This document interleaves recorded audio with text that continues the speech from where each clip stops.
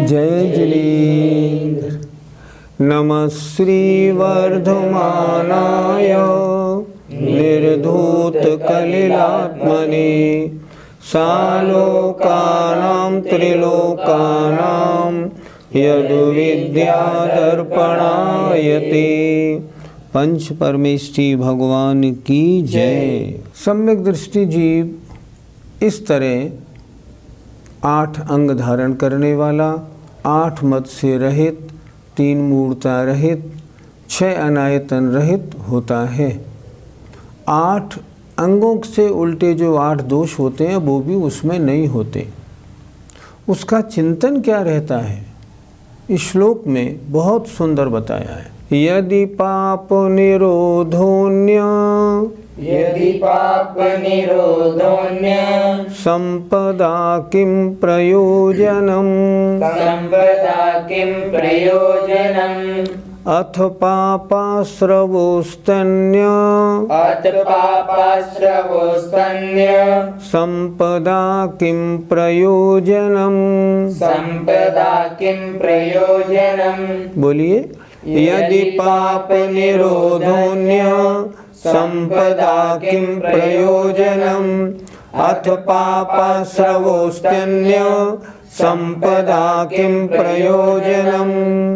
सम्यक दर्शन प्राप्त कर लेने के बाद अब सम्यक दृष्टि का विचार कैसा बनता है। सम्यक दृष्टि सोचता है सम्यक्त के बाद अब मैं व्रतों की ओर, अणुव्रत और महाव्रतों की ओर अग्रसर हूँ। देखिए उसकी धारणा कैसी होती है।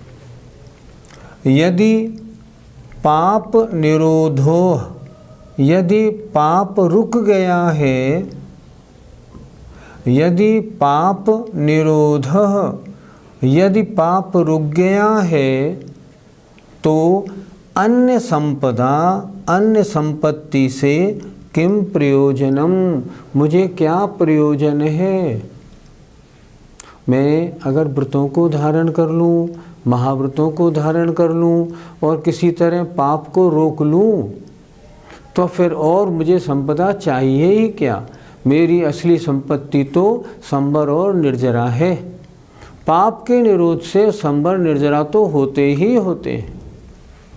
और यदि अथ पाप आश्रव, यदि पाप का आश्रव बराबर हो रहा है तो अन्य संपदा किम प्रयोजनम। यत अथ, अथवा यदि पाप का आश्रव अस्ति, पाप का आश्रव है तो अन्य संपदा किम प्रयोजनम, तो फिर अन्य और संपत्ति से मुझे क्या प्रयोजन है। अन्य कोई भी संपत्ति होगी सब नष्ट हो जाएगी। क्यों? क्योंकि पाप निरंतर आ रहा है। मुझे करना क्या है, पाप के आश्रव को रोकना है और पाप के निरोध को करना है। मेरी असली संपत्ति पाप का निरोध है जिससे आश्रव बंद रुके और संबर निर्जरा हो। सम्यक दृष्टि ऐसा सोचता है।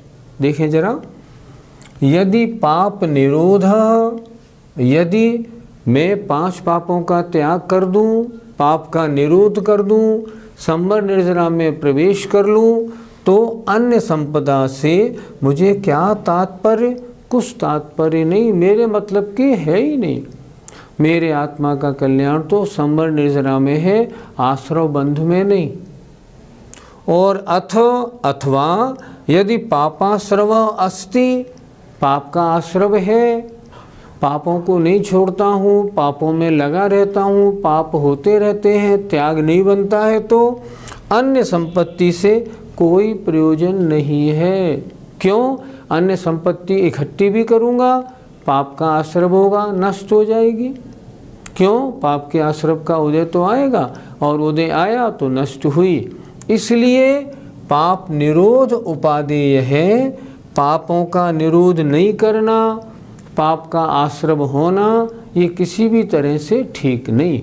उसकी धारणा ऐसी बनती है। पंडित जी, सम्यक दृष्टि क्या पाना चाहता है और क्या छोड़ना चाहता है? सच्चे देव शास्त्र गुरु की श्रद्धा है, वह अपना आचरण शास्त्र के अनुसार बनाना चाहता है।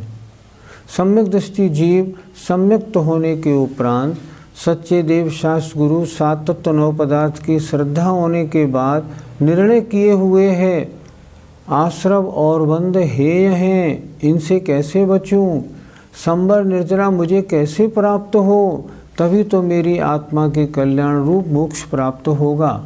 तो उसकी धारणा ऐसी रहती है कि जल्दी से जल्दी पापों से दूर होऊं और पाप के उल्टे अणुव्रत और महाव्रतों को स्वीकार करूं। अगर मुझे रत्नत्रय की संपत्ति मिल जाती है तो मेरी आत्मा की असली संपत्ति तो वही है जो जन्म जन्म मेरे साथ रहने वाली है। ये बाह्य संपत्ति ये तो यहीं छूट जाएगी जो भी कुछ है। और अगर मैंने वो धारण नहीं की, प्राप्त नहीं की, और 5 पापों में मान लो लगा रहता हूँ थोड़ा बहुत, तो उससे तो आश्रय बंद होगा, मेरा नुकसान ही नुकसान है। इसलिए रत्नत्रय प्राप्त करना और पापाश्रव से बचना, ये उसका प्रयत्न हमेशा रहता है। पंडित जी, सम्यक दर्शन के 8 अंग तो हमें जान लिए, अब सम्यक दर्शन के कुल दोष कितने होते हैं ये बता दीजिए। आचार्यों ने सम्यक दर्शन के 25 दोष बताए हैं, 8 अंग बताए हैं। अंगों की चर्चा हो गई। 25 दोषों में 8 अंग से उल्टे रहना, निशंकित के उल्टे शंका रूप, निकांक्षित के उल्टे कांक्षा रूप, सांसारिक विषयों की इच्छा करना, निर्विचिकित्सा से उल्टे विचिकित्सा रूप, मुनियों के शरीर को देख के घृणा करना, अमूढ़ दृष्टि से उल्टे मूढ़ दृष्टि, तत्व और खोटे तत्व को नहीं पहचानना, उपगूहन से उल्टा अनुपगूहन, किसी की कोई कमी देखना उसको प्रकाशित करना, स्थितिकरण से उल्टा अस्थितिकरण, कोई धर्म से डिग रहा हो उसके बारे में नहीं सोचना, डिगता है तो डिगने दो, वात्सल्य से उल्टा अवात्सल्य, साधर्मियों के साथ स्नेह भाव नहीं रखना और धर्म की प्रभावना नहीं करना। इस प्रकार 8 दोष तो 8 अंगों से उल्टे होते हैं। इसके अलावा 8 होते हैं मद, उनकी चर्चा हमने कर ली। 16 3 होती हैं मूर्ता, लोक मूर्ता, देव मूर्ता, गुरु मूर्ता, उनकी चर्चा भी हो गई। ये कुल मिला के हो गए 19। अब 6 और बचते हैं, वो होते हैं 6 अनायतन, खोटे देव, खोटे शास्त्र, खोटे गुरु और इन तीनों के मानने वाले। इस तरह ये 6 जो हैं ये अनायतन हैं। अनायतन माने धर्म के स्थान नहीं हैं। खोटे देव शास्त्र गुरु, इनकी संगति करोगे तो ये अधर्म में ले जाएंगे, और अगर इनके मानने वालों की संगति करोगे तो वो भी अधर्म में ले जाएंगे। इसलिए सम्यक दृष्टि खोटे देव शास्त्र गुरु और उनके मानने वालों की मन से, वचन से, काय से प्रशंसा नहीं करता, उनसे बिल्कुल दूर रहता है। अगर इनको नहीं हटाता है तो ये 6 दोष और लगते हैं। कुल मिलाकर सम्यक दर्शन के 25 दोष होते हैं। पंडित जी, सम्यक दृष्टि में और कौन कौन से गुण होने चाहिए? शास्त्रों में सम्यक दृष्टि के 4 गुणों का अच्छी प्रकार वर्णन मिलता है, वो भी समझने योग्य है। पहला गुण है प्रशम, अर्थात जो सम्यक दृष्टि होते हैं उनके कषायों की बड़ी मंदता होती है। कषाय का अभाव तो नहीं है, लेकिन कषाय की तीव्रता नहीं रहती, अनंतानुबंधी तो उनके होती नहीं, और बाकी अप्रत्याख्यानावरण, प्रत्याख्यानावरण संजलन होते हैं, उनका भी बड़ा मंद उदय होता है। इसलिए सम्यक दृष्टि के कषायों की मंदता रूप प्रशम नाम का गुण होता है। दूसरा गुण उनमें होता है संवेग, अर्थात संसार से भय रहता है, उनकी संसार में रुचि नहीं रहती, संसार से छूटने का हमेशा विचार रहता है, और पाप से डर और पुण्य की प्राप्ति में लगाओ। पाप बुरा है और मैं अपना परिणमन सुबह से शाम तक धर्म रूप, आराधना रूप, पाप रूप रखूं। पाप से दूर रहना और पुण्य रूप कार्यों में लगे रहना, ये सम्यक दृष्टि का संवेग नाम का गुण है। तीसरा होता है अनुकंपा। सम्यक दृष्टि जीव मात्र पर दया रखने वाला होता है, किसी की विराधना करने का उसका मन नहीं बनता, जीव मात्र पर दया रखने वाला होता है। और आस्तिक्य सच्चे देव शास्त्र गुरु का परम भक्त होता है, 7 तत्व 9 पदार्थों को अच्छी प्रकार समझता है। इस प्रकार सम्यक दृष्टि 4 गुण वाला होता है। ये हर सम्यक तुम्हें जो सम्यक दृष्टि होगा 4 गुण अवश्य पाए जाएंगे। पंडित जी, आत्मा को सम्यक की प्राप्ति कैसे होती है? सम्यक दर्शन की प्राप्ति आत्मा में कब होती है? आत्मा में कब होती है? जब सम्यक्त की विरोधी प्रकृतियां दूर हो जाएं आत्मा से। अर्थात और सरल भाषा में समझते हैं, आत्मा में सम्यक्त को प्रकट करने में विरोध करने वाली 7 प्रकृतियां हैं, अनंतानुबंधी, क्रोध, मान, माया, लोभ, और दर्शन मोहनी की 3, मिथ्यात, सम्यक मिथ्यात और सम्यक प्रकृति।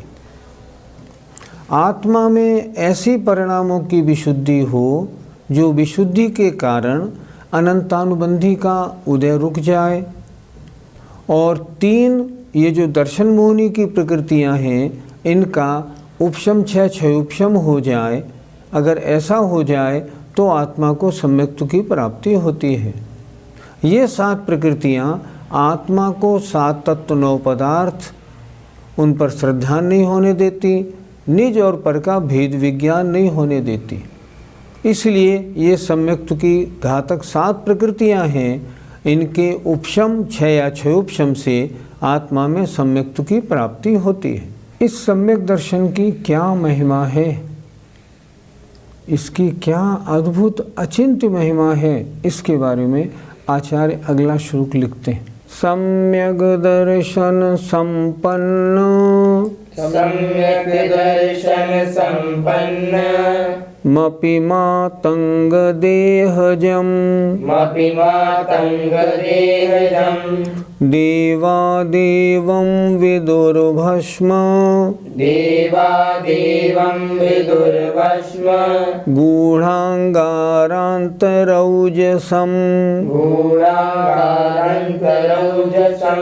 बोलिए, सम्यक दर्शन संपन्न, मपि मातंग देहजम, देवादेवं विदुर्भस्म, गूढ़ांगारांतरौजसम।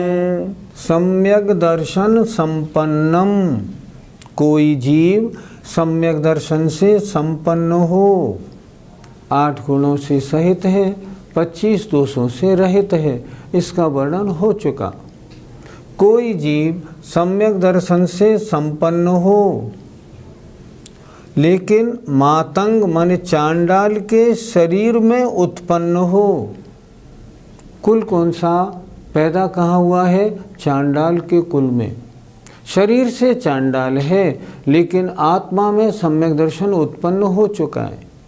फिर देखें, मातंग देहजम, चांडाल के शरीर में उत्पन्न होते हुए भी अपि यदि वो सम्यक दर्शन से संपन्न है तो देवादेवं विदुः, जनेंद्र भगवान उसको देव माने पूज्य कहते हैं। ये पूज्य है, ये महान है, ऐसा कहते हैं। चांडाल है तो क्या हुआ, लेकिन इसकी आत्मा तो सम्यक्त रूपी रत्न से विभूषित है। कैसा है वो? उसको बताया, भस्म गूढ़ अंगार अंत रौजसम, अर्थात राख से राख के भीतर ढके हुए अंगार की चमक के समान चमक वाला है। कोई अंगारा हो, उसके ऊपर राख आ गई हो, अंदर से तो उसकी अग्नि में चमचमाहट रहती ही रहती है। वैसे ही शरीर से चाहे चांडाल है, लेकिन उसने अपनी आत्मा में सम्यक दर्शन उत्पन्न कर लिया है, तो आत्मा परम प्रकाश से युक्त है, परम पवित्र है। इसलिए जिनेंद्र भगवान कहते हैं ये पूज्य है, चांडाल होते हुए भी पूज्य है। तो क्या हम ऐसे चांडाल की पूजा कर सकते हैं? पूजा करने के योग्य कौन होते हैं? पूजा करने के योग्य होते हैं नव देवता। नव देवता का मतलब अरहंत सिद्ध आचार्य उपाध्याय साधु, 5 तो परमेष्ठी, जिन वाणी, जिन धर्म और जिन चैत्य और जिन चैत्यालय। चांडाल की पर्याय में जो जीव उत्पन्न हुआ है वो कहाँ तक जा सकता है? सम्यक दर्शन प्राप्त कर सकता है और आगे व्रतों को धारण करके पंचम गुण स्थान तक जा सकता है, इससे ऊपर नहीं जा सकता। अर्थात पंच परमेष्ठी में उसकी गिनती नहीं हो सकती, वो साधु नहीं बन सकता। और जब 9 देवताओं में वो नहीं आ सकता तो वो पूजा करने के योग्य तो नहीं है। पूज्य माने सम्माननीय है, अर्थात श्रेष्ठ है, महान है, वो तो ठीक है, लेकिन पूजा के योग्य नहीं है। ऐसा जीव सम्यक दर्शन से सहित होने के कारण शरीर से चाहे उत्पन्न हो किसी भी कुल में, फिर भी महान माना जाएगा। और जिनेंद्र देव कहते हैं ये पूज्य है, सम्माननीय है, आदरणीय है। इसकी आत्मा में जो सम्यक्त उत्पन्न हुआ है वो सम्यक्त ही तो रत्न है, और रत्न से सहित होने के कारण ये पूज्य है। ऐसा इसलिए कहा गया, लेकिन पूजा करने के योग्य नहीं कहा गया। पंडित जी, क्या नीच गोत्र वालों की दीक्षा नहीं हो सकती? शास्त्रों में 4 वर्णों का वर्णन मिलता है, ब्राह्मण, क्षत्रिय, वैश्य और शूद्र। ब्राह्मण, क्षत्रिय और वैश्य ये तो मुनि बनने की योग्यता रखते हैं, कोई आपत्ति नहीं। पर शूद्र 2 प्रकार के होते हैं, एक स्पर्श शूद्र, एक अस्पर्श शूद्र। स्पर्श शूद्र वो हैं जिनको छूने के बाद हमें स्नान नहीं करना पड़ता, या जिनसे छुपी हुई वस्तु को हम प्रयोग में ले लेते हैं, जैसे धोबी है, सुनार है इत्यादि। धोबी कपड़े धो के लाया, हमने उनके कपड़ों को पानी से बिना धोए अपने प्रयोग में ले लिया, क्यों? वो स्पर्श शूद्र है। कोई होते हैं अस्पर्श शूद्र, जैसे जो चांडाल होते हैं, जो इस स्मशान में सारा शव की व्यवस्था वाला कार्य करते हैं।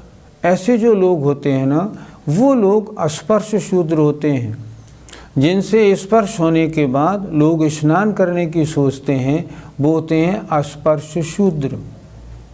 जो स्पर्श शूद्र हैं वो पंचम गुण स्थान तक जा सकते हैं, वे व्रतों को धारण कर सकते हैं, क्षुल्लक तक बन सकते हैं। लेकिन अस्पर्श शूद्र जो होते हैं वो उनको क्षुल्लक दीक्षा नहीं दी जाती, वो सम्यक्त को प्राप्त करने के बाद व्रतों को धारण करके पंचम गुण स्थान में तो आ सकते हैं, लेकिन क्षुल्लक आदि की दीक्षा उनकी नहीं होती। इस प्रकार शास्त्रों में विधान है। ऐसा विधान क्यों है? जिस गोत्र कर्म के कारण इनको इस पर्याय में उत्पत्ति मिली है, उन गोत्र के साथ में इससे ऊपर दीक्षा का और विधान नहीं पाया जाता। गुरुजी, अगर चांडाल सम्यक दर्शन प्राप्त कर ले तो क्या उसमें इतनी पवित्रता नहीं आएगी वो मुनि बन जाए? इस संबंध में हमेशा शास्त्रों में जो आज्ञा दी है ना, उस शास्त्रों की आज्ञा पढ़नी चाहिए और उसके अनुसार अपनी धारणा और अपना कर्म कर्तव्य उसी अनुसार बनाना चाहिए। शास्त्रों में स्पष्ट लिखा है, नीच गोत्र वाले जो शूद्र होते हैं वो 2 प्रकार के हैं, जो मैंने बताया, स्पर्श और अस्पर्श। अस्पर्श चाहे कितना ही अपने घर में भजन पूजा पाठ करने वाला हो, कितना ही उसके परिणामों में जैसा भी उसके परिणाम है बहुत मतलब मजबूत हों, सिद्धांतों में बहुत दृढ़ रहने वाला हो, जैसे यमपाल चांडाल था, कुछ भी हो, लेकिन उसके बावजूद भी उसकी दीक्षा नहीं होती। उसको व्रत ले सकता है, नियम ले सकता है, व्रतों को धारण करेगा, लेकिन उसकी दीक्षा नहीं होगी। ये शास्त्रीय नियम है, ये गोत्र के अनुसार नियम है, इनका इसी तरह पालन होता है। आप बोलेंगे फिर उसकी पूज्यता कैसे हो जाएगी? अब आप देखो ना, शास्त्रों में यमपाल चांडाल की चर्चा मिलती है। यमपाल चांडाल ने एक व्रत धारण किया था और उस व्रत पे वो बिल्कुल अटल रहा। मरने की नौबत आ गई, राजा ने उसको बंधवा के और तालाब में भी फिकवा दिया कि इसको फौरन डाल दो। डाल दिया, लेकिन उसने अपना नियम नहीं तोड़ा। नतीजा क्या हुआ? देव आए और देवों ने उनको सिंहासन पर बिठाकर और उसका सम्मान किया। सम्मान किस बात का? ये सम्यक दर्शन से सहित है और इसने जो व्रत लिया है उन व्रतों को इसने भंग नहीं किया। अपने जान जाने की परवाह नहीं की, प्राण चले जाने की नौबत आने पर भी इसने व्रतों को नहीं तोड़ा, इसलिए उसका सम्मान किया गया। सम्मान किसका है?